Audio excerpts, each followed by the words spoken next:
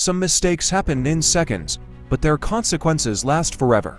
My name is Lexy Vale, a street photographer who spent his nights chasing beautiful moments in the glowing chaos of Velmora City, believing the worst thing that could happen to me was a bad photo or a stupid hangover. I was wrong, because one reckless dare, one unlocked car, and one terrible lie dragged me into the world of Malo Virelli, the most dangerous man in this city. And the moment I stepped into his life, I stopped belonging to myself. This is the story of how curiosity ruined my life, and how the devil who owned it might be the only one who can save me. Don't forget to subscribe to Sweet Serenity DL. People think the moment your life changes is loud, dramatic, explosive, like thunder splitting the sky, or a gunshot echoing through an empty street. But that's not how it happened for me, because the night my life stopped belonging to me was quiet, warm, and filled with the golden lights of Velmora City reflecting on rain-soaked asphalt, while music bled from every bar and club in the nightlife district. And I remember standing there with my camera hanging from my neck, half drunk, half curious, photographing strangers who would probably never know that their faces had just become tiny frozen pieces of my chaotic little world. Because that's what I did for a living. I captured moments, secrets, emotions that people thought nobody noticed. And sometimes I like to think my camera saw more truth than I ever did. My name is Lexy Vale. I'm 24 years old. And before everything went wrong, I used to believe that curiosity was harmless, that reckless little dares between cousins were just stupid stories we would laugh about years later.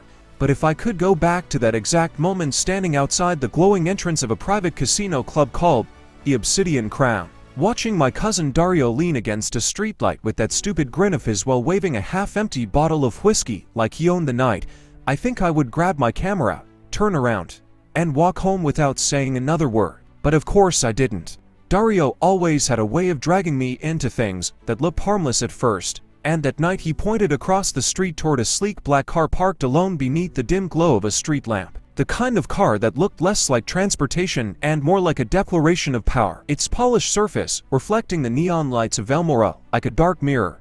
And he nudged my shoulder with his elbow while laughing under his breath and said, "Bet you $50 you won't take it for a ride." Which should have been the moment my brain reminded me that Dario worked for people who were far more dangerous and the kind of trouble I usually flirted with. But alcohol and arrogance make a very convincing team. And I just stared at the car for a few seconds with that reckless curiosity buzzing in my chest before I asked the question that sealed my fate forever. Whose car is it? Dario shrugged casually, the way someone shrugs and the answer doesn't matter to them. Some rich bastard inside the casino. And that was enough for me. Maybe it was the way the car looked too perfect sitting there, like a piece of art begging to be touched. Or maybe it was the childish thrill of imagining the look on Dario's face when I actually did it. But the next thing I knew, I was crossing the street with my heart beating faster and my camera bouncing lightly against my chest while the city nose blurred into the background. And the only thing I could hear was the quiet click of the door unlocking when I tried the handle and realized, with a sudden spark of disbelief, that the car wasn't even locked. I should have walked away then. Instead, I slid into the driver's seat. The interior smelled like expensive leather and something darker, something colder. And as I gripped the steering wheel, I couldn't stop myself from laughing under my breath because it felt surreal, like I had stepped into someone else's life for a few reckless minutes. And I turned the key.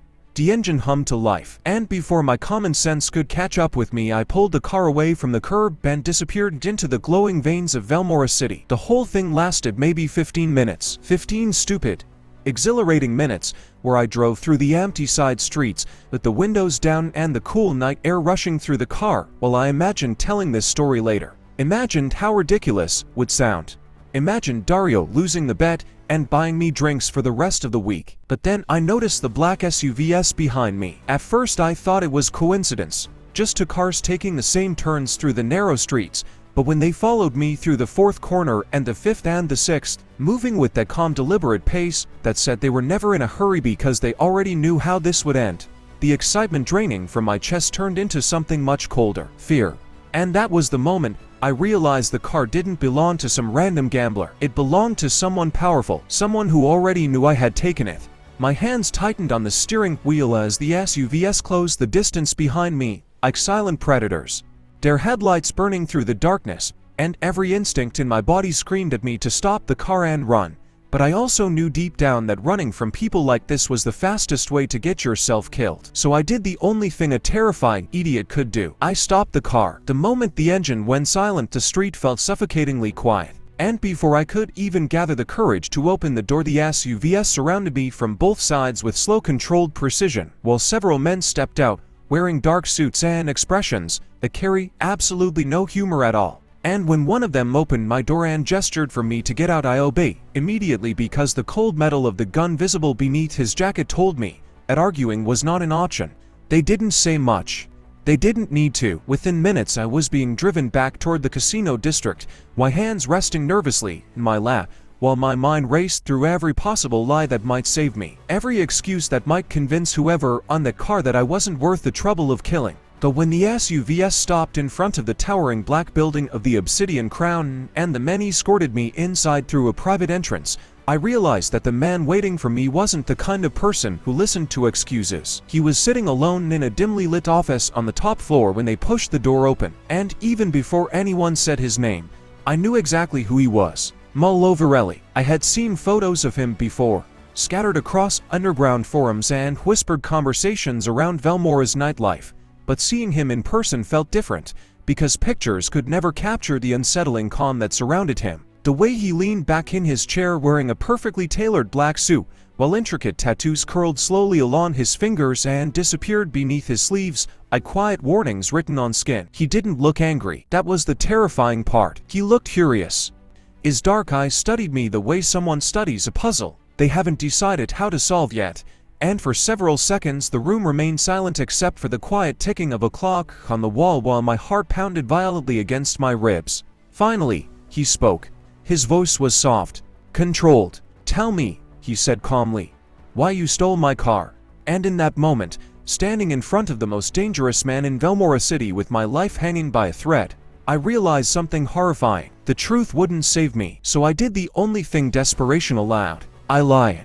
"My sister. She's sick," I said, forcing the words out through the panic choking my throat. "She has cancer and the hospital bills are destroying us and I owe money everywhere and I just needed something valuable to sell." The silence that followed felt endless. Malo stared at me without blinking, and for a moment I was absolutely certain he could see through every word I had just spoken, that he knew instantly the story about my sister was nothing more than a desperate invention. But instead of anger or violence, he leaned forward slightly in his chair with an expression that was almost thoughtful. Then he said something that changed everything. "Interesting." He tapped one tattooed finger slowly against the desk while considering me like a piece of art he wasn't sure he liked yet. "How much do you owe?" I swallowed hard before answering. 70,000. Another quiet pause. Then Malo stood up, and the moment he stepped closer I finally understood why people feared him so much. Because there was something deeply unsettling about a man who carried that much power without needing to raise his voice or show a single hint of emotion. "I will pay your debt," he said calmly. Hope exploded inside my chest, but it died just as quickly when he finished speaking. "In exchange," Malo continued softly, "you belong to me now." I stared at him, confusion flooding my thoughts. "W what?" A faint smile touched his lips, slow and deliberate. "You stole from me," he said, "and now you will repay me." His voice lowered slightly. "There are 4 rules." He raised one finger. "You belong to me." Another finger. "You will not run." A third. "You will not lie to me." Then the final finger lifted slowly. "And you will do whatever I ask." My stomach twisted violently. "And if I refuse?" The room fell silent again. Malo's smile disappeared completely. Then he said something that made the blood drain from my face. "Then the debt disappears," he said calmly. "So do you." And that was the moment I realized something terrifying. By trying to save my life, I had just given it away.